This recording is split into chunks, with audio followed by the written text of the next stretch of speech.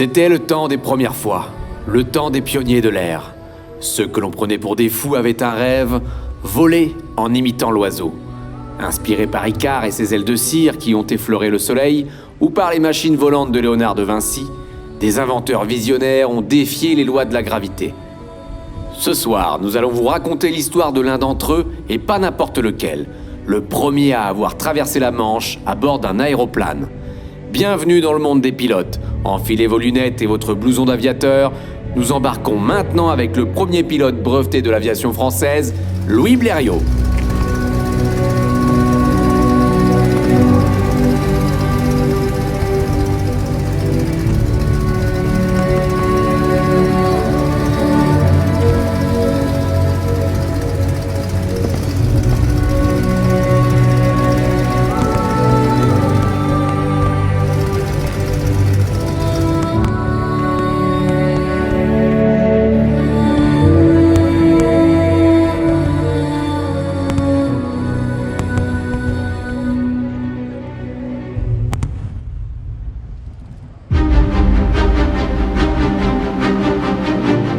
Bien sûr, il y eut les ballons des frères Montgolfier au XVIIIe siècle.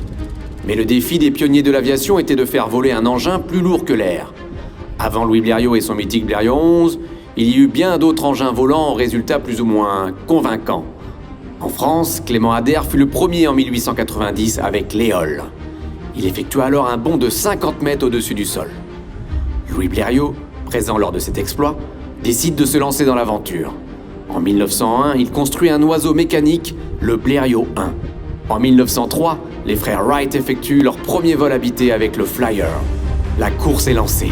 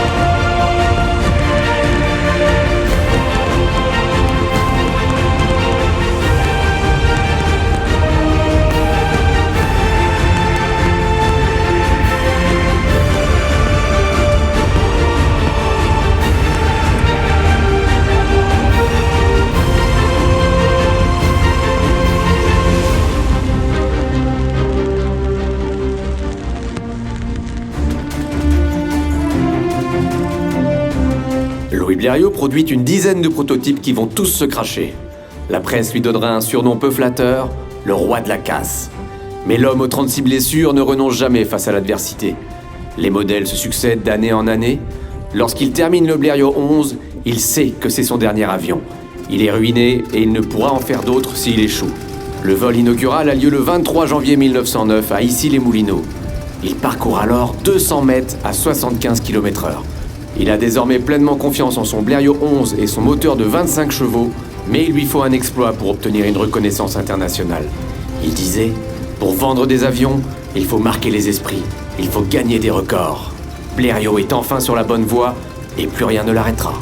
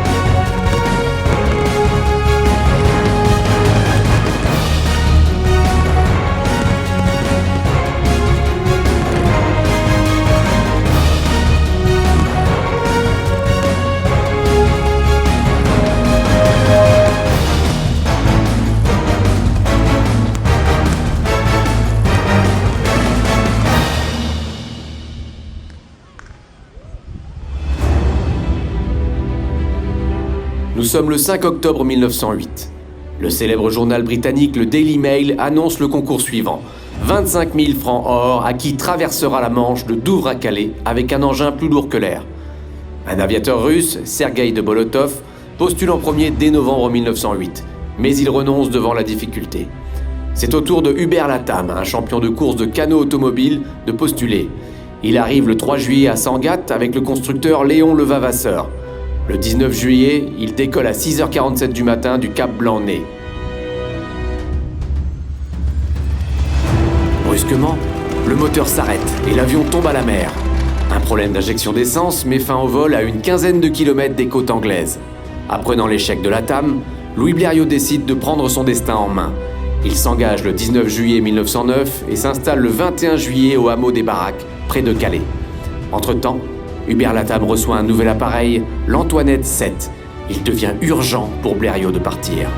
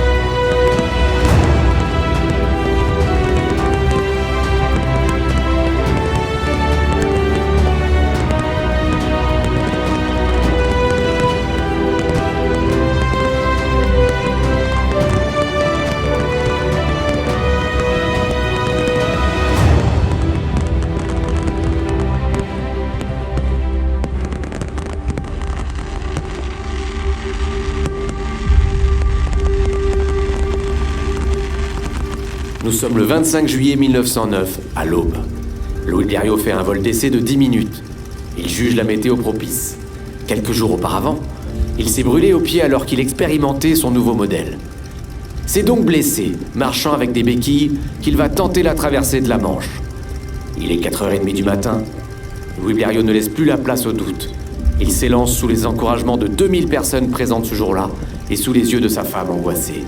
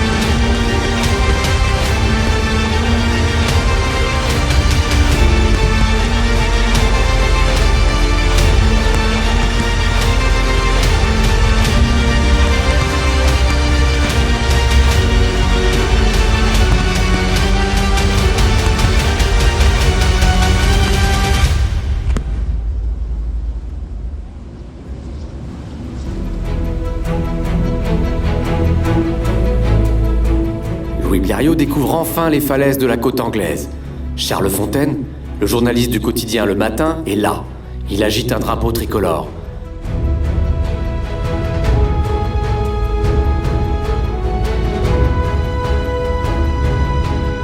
L'atterrissage est brutal. Le châssis de l'avion s'affaisse et une pale de l'hélice se détache. Mais les 37 km de la Manche sont franchis en 32 minutes. La Terre a été touchée à 5h17. Le Daily Mail titrera « La Grande-Bretagne n'est plus une île ».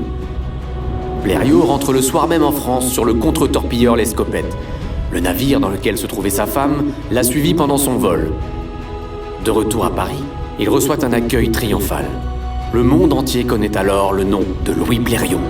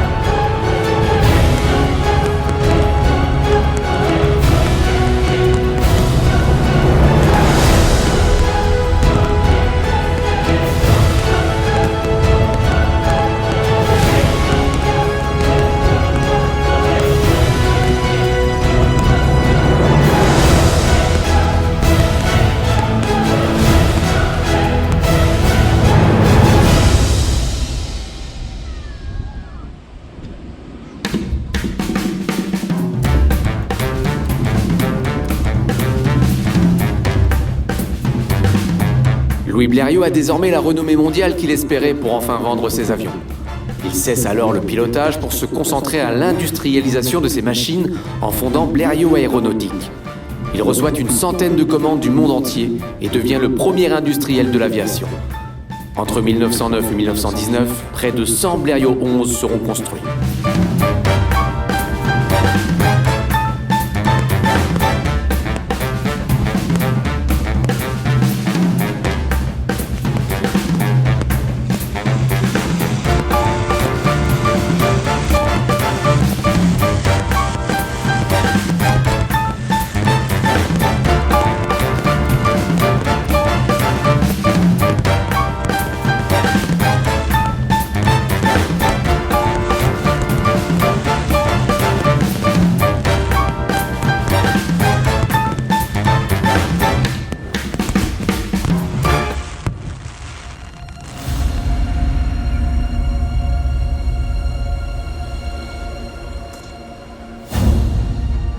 Nous sommes en 1914 à l'aube de la Première Guerre mondiale. Avec un groupe d'industriels, Louis Blériot rachète la SPAD qui vient de faire faillite. L'objectif est clair, le conflit qui arrive ne se fera pas sans l'aviation. À la fois avions de reconnaissance, chasseurs ou bombardiers, les engins de Blériot vont jouer un rôle important. Des héros comme Georges Guinemer ou René Fonck ont volé sur des avions SPAD.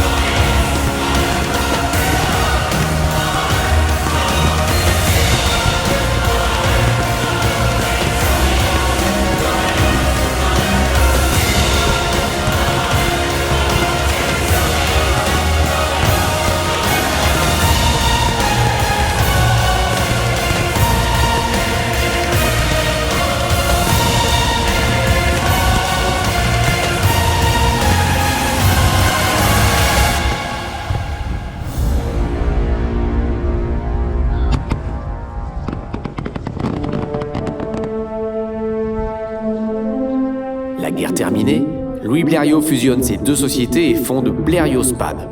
Son nouvel empire comprend des usines, ateliers et écoles de pilotage. De nouveaux pilotes sont formés et deviennent des têtes brûlées prêtes à relever de nouveaux défis aussi fous que meurtriers.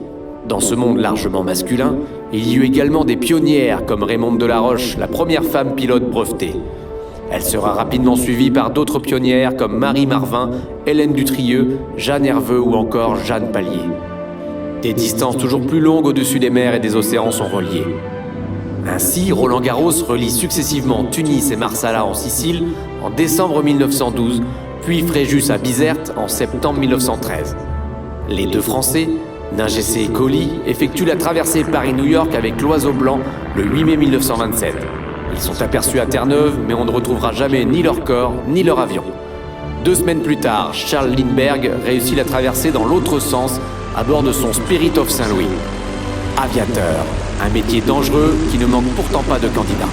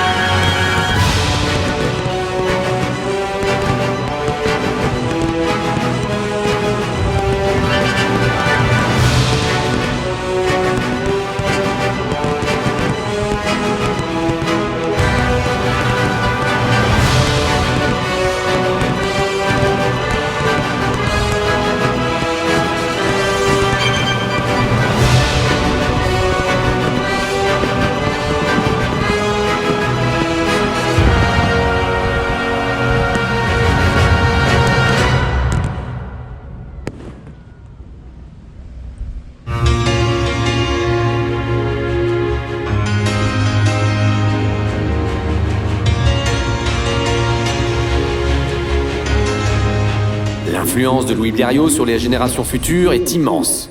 Hélas, nous vivons dans une époque où voler n'impressionne plus personne. À la fin des années 60, les exploits de la conquête spatiale ont remplacé ceux de l'aviation. Pourtant, il y a bien eu d'autres prouesses dans l'aviation.